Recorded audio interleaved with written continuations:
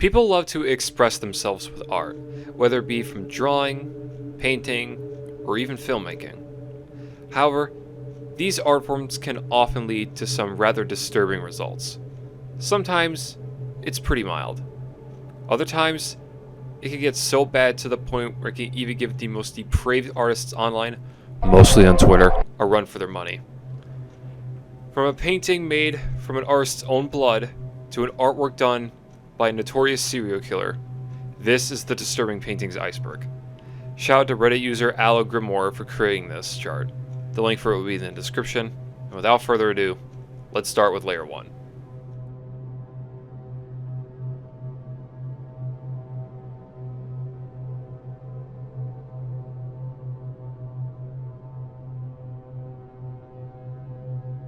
This is easily one of the most famous works of art of all time, alongside Starry Night and the Mona Lisa.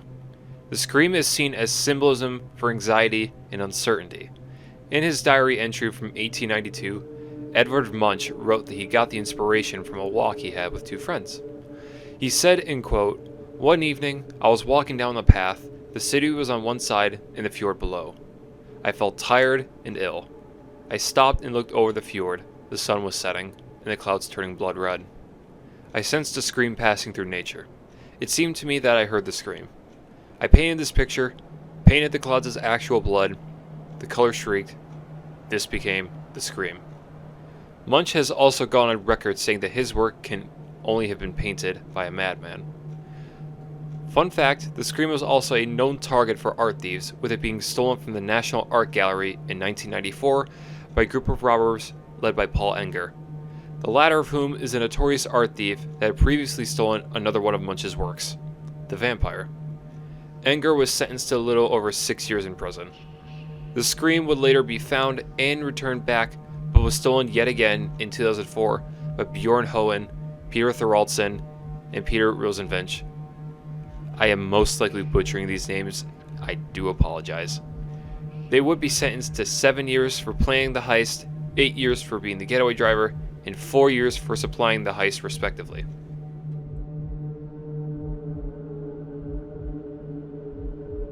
Guernica was done as Pablo Picasso's reaction to the Nazis' bombing practice on the Basque town of Guernica during the Spanish Civil War. Seen as a symbol of anti-war and a showcase of its tragedies and destruction, Guernica is widely acclaimed and is said to have helped bring more light to the Spanish Civil War. It has some very bleak imagery, including a mother holding her own dead child. While Pablo Picasso was living in occupied Paris during World War II, he was approached by a Nazi officer who saw the work in Picasso's apartment. The officer asked him if he did this, and Picasso responded with a simple, "No, you did."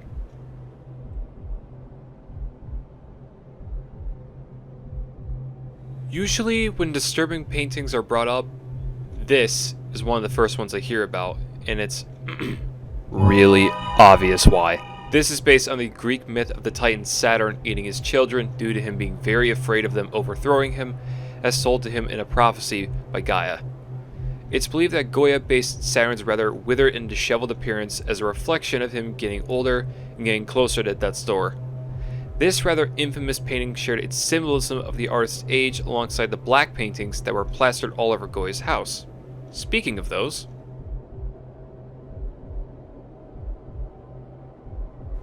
the black paintings, or the late works of Francis Goya, were 14 paintings done by him that he plastered all over the walls of his house between 1819 and 1823. Their rather bleak themes and unsettling appearances are symbolic of how Goya himself became a lot more of a recluse and much more pessimistic towards humanity after his experiences with both the Napoleonic Wars and the Spanish Inquisition. These works of Goya were actually relatively unknown until after he died in 1828 at the age of 82.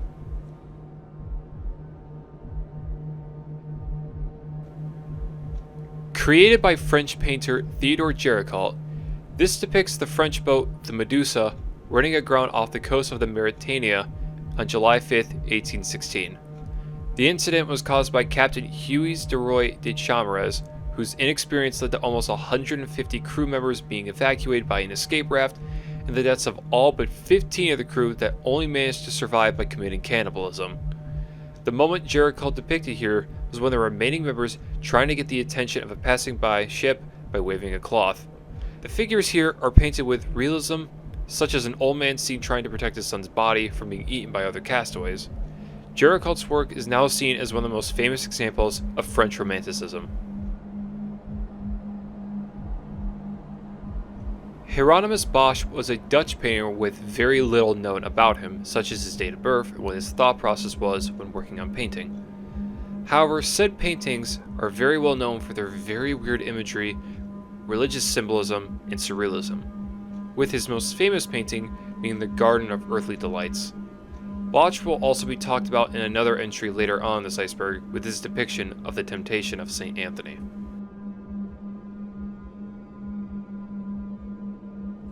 Painted by Salvador Dali in 1941, this painting shows a decayed severed head in the middle of a desert with what appears to be more heads within heads infinitely repeating in both of the eye sockets and the mouth.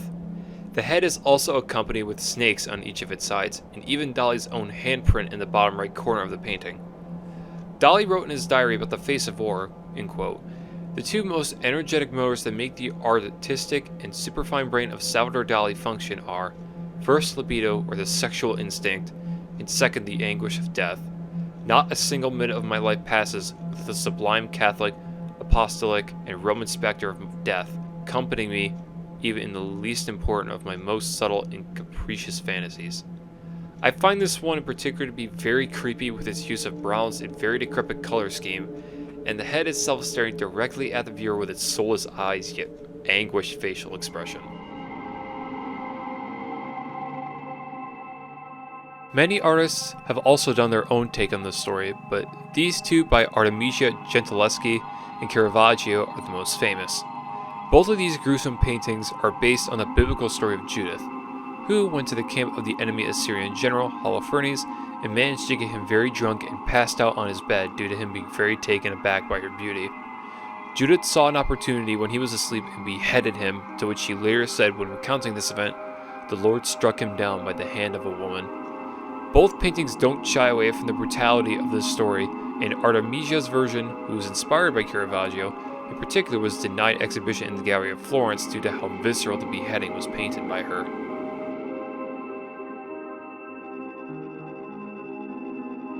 Big Electric Chair was created in 1967 by Andy Warhol as part of a series of works that he did called Death and Disasters. He was prompted by both the controversy surrounding capital punishment in the United States and by the final execution by the electric chair in the state of New York. Who was death row inmate Eddie Lee Mays, who was convicted of murder and was executed in the Sing Sing Facility Prison in 1963. The death penalty in the state of New York would later be abolished 2 years later in 1965.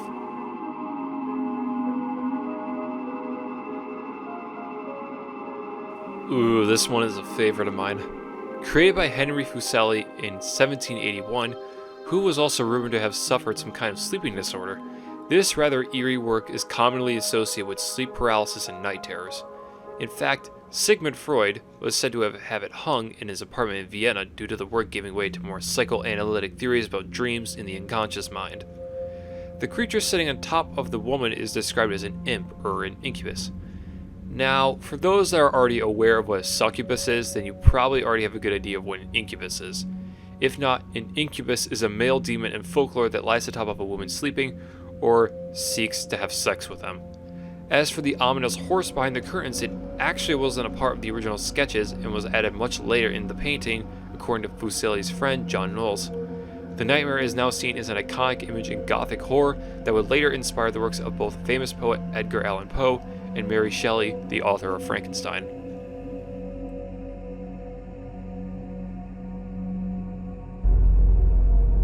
The main subject of these various works of art is St. Anthony, who was wandering in the desert wilderness to devote himself to God and resisting temptations by many demons. The scene has been very popular as it reminds audiences to be like St. Anthony whenever they're being tempted by the devil and to have faith in God. There are many different versions created of the temptation of St. Anthony by artists such as Bosch, who I mentioned previously.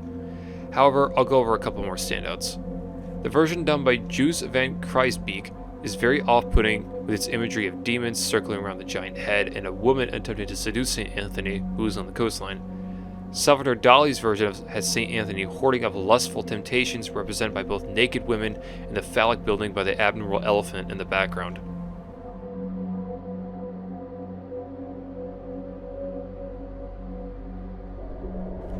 Jacques-Louis David painted this in 1793, which depicts the death of his friend Jean-Paul Marat, a French Revolution publisher who was murdered in his bathtub by Charlotte Corday. The reason why Marat was in his bathtub is due to a severe skin condition that he suffered from that caused severe itching and blistering around the perineal area of his body. Because of the painful blistering and itching, Marat spent a majority of his time in the bathtub, and he suffered from it for about 3 years prior to his death. He also worked and wrote while in there, which is why in the painting David also depicted him writing, as well as him holding Corday's letter of introduction.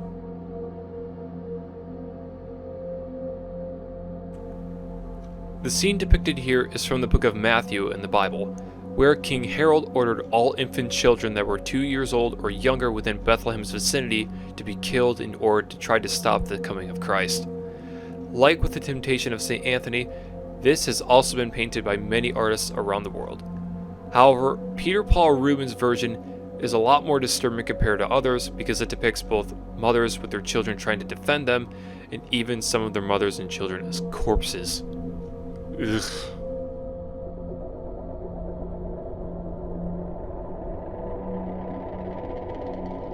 Oh boy, yet another one that is both incredibly haunting but very depressing.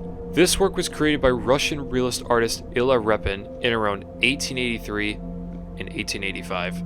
The scene here shown is Ivan the Terrible accidentally killing his son in a fit of blind rage, with him cradling his son's bleeding body as he's seen with red teary eyes, trying to comprehend what he had just done.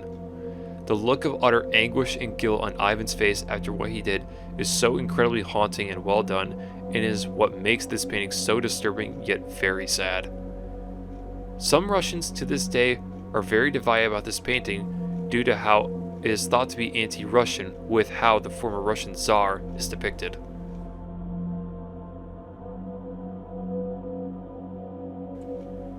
The artist behind the Flaying of Marsyas is Italian artist Titian. The story behind this painting is from the Roman poet Ovid, where Marsyas found an abandoned set of reeds by Minerva and eventually learned how to play them. He then got very cocky with his newfound talent and challenged the god Apollo to a musical contest. Apollo agreed, but only under the condition that the winner gets to deal out a severe punishment on the loser. Long story short, Marsyas ended up losing badly, and Apollo had him skinned alive inch by inch. Titian showed the part specifically where Marsyas cries out, "Why are you stripping me from myself?" while a dog can also be seen licking his blood. Incredibly brutal. And that concludes the first layer of this iceberg. Now, I do apologize that this video is rather shorter than I would have liked, as I meant to have layers 1 and 2 be together on the video, but some of the files for layer 2 ended up getting corrupted, which is why it's just layer 1. The second part of this video will have layers 2, 3, and 4 that would be out hopefully by next week. I'm still finishing my finals for college right now, so it's going to take me a little while to get it. Thank you for watching this video. This is my first time ever trying out both recording, let alone an iceberg video, so any feedback is very much appreciated. Like this video if you enjoyed it, subscribe for more content, and I will see you all next time.